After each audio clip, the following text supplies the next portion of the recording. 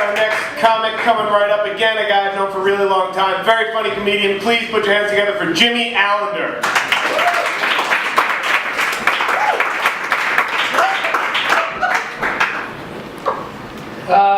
I just got back from Africa.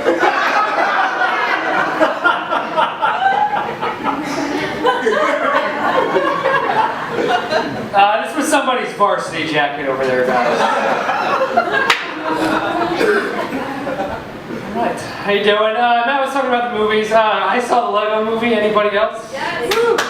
Incredible. Loved it. There was a weird moment during the movie where there was silence. And basically the whole crowd was like 10-year-old kids who all brought their parents and me. And I farted so loud in the movie that a 10-year-old kid asked their dad, why would they put that in the movie? And I was like, that's the best moment of my life. I just had a fart mistaken for IMAX 3D surround sound. It doesn't get any better than that. Imagine that kid like when he has the movie on Blu-ray and he's trying to figure out like, there's no fart. They must have edited that shit out. You know what? IMAX 3D is so good, I could smell the fart.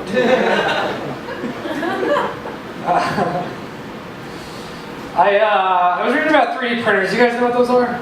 Yeah. It's basically where you can print out a 3D object, and there's this new thing where you can print a gun. Which is scary because it means gangs are going to start hiring an IT department. Imagine seeing like 3 Indian dudes all wearing red, just like with bullet holes in their shirts, and they're like, yo, how did you get shot? And they're just like, a printer jammed. I don't know what happened. Alright. I took DARE.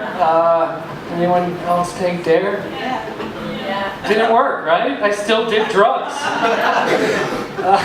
I think I know why. We had a heroin addict come in and talk to my 6th grade, but he was still on heroin and just kind of like promoted it the whole time. Just my whole 6th grade class is there and he's like, heroin's the worst drug because it's so much fun. And it's the greatest feeling you can ever have. And I do it and I feel like Spider-Man. So don't do it. And my whole 6th grade class was like, yo, we gotta try heroin. That sounds amazing. I knew I hit like rock bottom when I went to take a flight to Europe. My friend was like, you're gonna want to take something for the flight. Now what he meant was something to calm down. But instead, I sniffed cocaine and paced the plane for 13 hours. Just walking around, touching people's hair, going, that guy's hair's softer than the last. Wow, this is crazy. And I think the flight attendant thought I was autistic. She's like, sir, you're gonna have to sit down. Who's caring for you? And the cocaine hit at like 40,000 feet, and I just started crying, and I was like, nobody cares about me. I gotta get my life together. That was my rock bottom story, guys. Ever see something that's so fucked up while you're driving that it takes you a couple minutes to comprehend? Yes.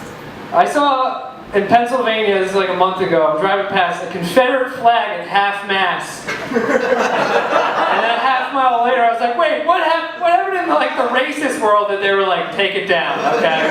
Take it down. Did Obama get something done? And they were like, it hurt our hearts. I don't know, Obama. White people, he's kind of like green tea for us, right? We gave it a shot. He's not for us. We tried. Some people like green tea, but on the other hand, I've had deodorants that have lived up to the hype more than he has.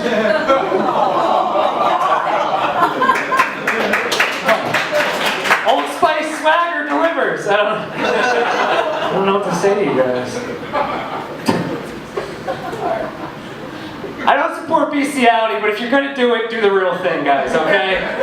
It takes a really long time and a lot of breath to fill up a blow-up horse. That's all I'm going to say. You're lightheaded. You don't even know you're fucking.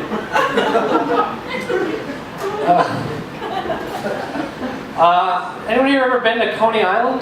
Yeah. If you haven't been there, basically, Coney Island is like if the Wu-Tang Clan ran a theme park.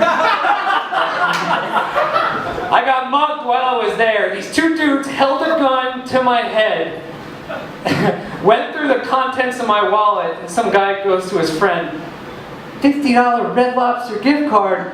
Yo, we definitely taking this shit.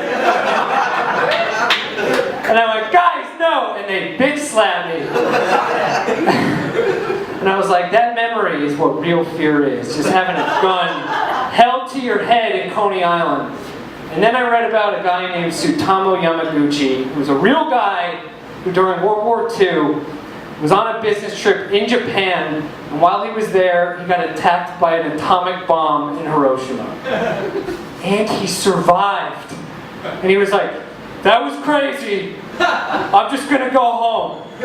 Back to Nagasaki.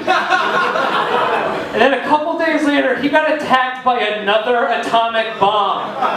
That's a man who knows what real fear is. Imagine that guy babysitting his grandkids like years later. And they're like, Grandpa, I'm afraid of the dark. He's like, oh, you're afraid of the dark? Really? Really? Because I'm afraid of the light, okay? Every time someone turns on a lamp, I have to hit the deck because it looks like a goddamn mushroom cloud, okay? I followed the atomic bomb on tour, both cities, okay? So why don't you guys just keep it down?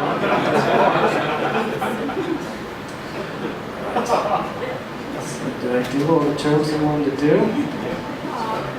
Yeah. I have to go. They give me the light. I'll close with this. You guys are cool.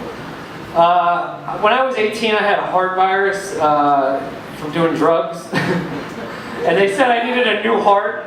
So my friends, being as awesome as they were, raised $1,500 to get me a new heart. And it was really good because I ended up not needing it, and like my heart recovered, and I'm totally better now. And I'm here today, guys, so I'm thankful for that. And so the doctor came in and goes, man, it's really good that you're better, because hearts are like $1 million. And I was like, so we weren't even close? He's like, no, not even by a long shot. You would have died, probably. And my dad was like, your friends are on their way up. They don't know you're better. Do you want to fuck with them? And I was like, absolutely. So as my friends were walking into the emergency room, I pulled my heart rate monitor off my chest so it flatlined and just went ding. As my dad pulled the sheet over my head, and my friends were like, oh my God, what happened to Jimmy? And my dad went, I'm sorry, you guys didn't raise enough money.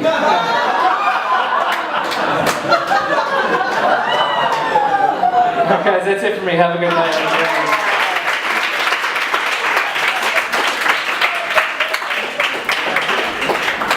Guys, give it up for Jimmy in that jacket.